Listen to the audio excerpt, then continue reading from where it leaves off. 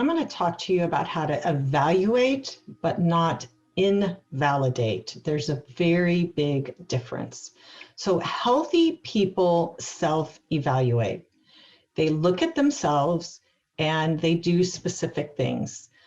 And when you have a strong sense of self and you've got a stable self-image, you can evaluate yourself accurately with a balance.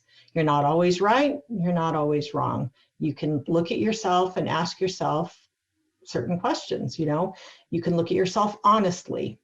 You can consider the possibility that you could be wrong, but you're not necessarily wrong. You take on blame that is yours, but you don't take on blame that is not yours. You don't invalidate your own emotions by denying them. Instead, you feel your emotion, you identify the emotion, and then you decide what you're going to do. That is called emotional intelligence. You own your own perceptions rather than denying them. So you don't automatically think when somebody disagrees with you, oh, I must be wrong. I must have thought wrong about that, or felt wrong, or perceived that wrong. People that invalidate themselves will do that. They'll say, oh, if somebody disagrees with me, then I must be wrong. Okay, no, you're not necessarily wrong. The other person has maybe a different perception than you.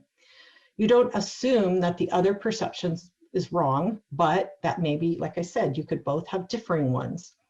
You're willing to validate the other person's feelings, but not necessarily change your own. So you can say, okay, I don't think that this was, I didn't do this to make you mad. I don't feel like you should be mad about that, but I get it. You're mad. Okay, that's validating. Validating just means to say something is true for that person. Doesn't mean it's right. Doesn't mean you agree with it. Doesn't mean you would do it, but you're validating it. Okay, I can see that you're angry. I can see that that upset you. That's validating. You don't have to agree with it in order to validate, right? But we all like to be validated. We all like somebody to say, right, I can see that that upset you, rather than saying that shouldn't upset you. That's invalidating. That's telling the person that their feeling is wrong. Next one, you can hear the other person's opinions and recognize that that opinion might be different than yours without having to change yours to match the person. If you change yours to match the person's, you're invalidating yourself. If you tell the other person that that person is wrong because it doesn't match you, you are invalidating or the other person, okay? So if you say you're wrong because it's not like me, invalidating them. It's not right to invalidate either of you, okay? The other one is you can validate by simply recognizing what's true for each of you. This is true for me, this is true for you, right? This is what I think about it, this is what you think about it. Doesn't mean that either one of us, like I said, is wrong. You're open to looking at truth, even if it's uncomfortable. So again, back to the same thing. You are willing to look at yourself. It's not that you're always right no matter what, and you're never wrong. We all know what it's like to deal with somebody like that, and it's not fun, and it's not an easy relationship. So you're willing to consider that you could be wrong, or that you could feel differently about it after listening to the other person. And so you're going to think about it. You're going to evaluate it. You're going to evaluate you, you're going to evaluate the other person, but you're not going to invalidate either of you. Very, very important. Validation, self-validation or self-evaluation is part of a relationship. Validation is part of a healthy relationship too. Invalidating either one of you, not okay, right? So when people are not healthy, they either invalidate the other person by telling them you're wrong if you don't agree with me on everything, okay? Your feelings are wrong, your thoughts are wrong, your perceptions are wrong, everything about you is wrong if it's not the same as me. Or if we over self-evaluate and we are willing to look at ourselves so thoroughly and completely that no matter what, if any time that someone else differs with us, we invalidate ourselves and go over and accept that person's perceptions and feelings and thoughts and beliefs. then we're abandoning us. So neither one of those is correct. So I hope that this made sense to you. If it didn't, listen to it again, and it will, because it's super important.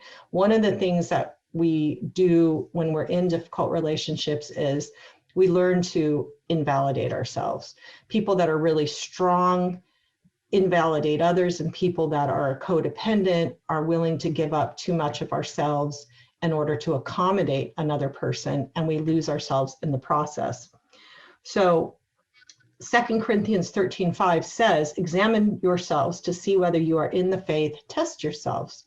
Do you not realize that Jesus Christ is in you, unless, of course, you fail the test? So in other words, think about yourself. What is going on with you?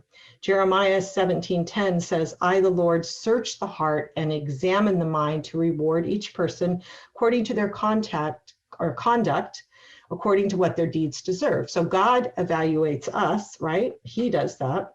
And then Proverbs 19:3, this is about one of my favorite scriptures. This is about a person who doesn't self-evaluate and blames everything on someone else. And it says, a person's own folly, that's sin or foolishness, leads to their ruin, yet their heart rages against the Lord. So in other words, the person messes up their own life, can't take responsibility, blames God for it, or they blame other people, especially those that they're close to. So again, you want to be willing to self-evaluate, be willing to validate yourself in the other person, be willing to allow the other person to take on what is theirs and you take on what is yours, but don't take on what is not yours, okay? Remember, we're going to evaluate, but not invalidate. All right. Thank you for watching this video on Change My Relationship.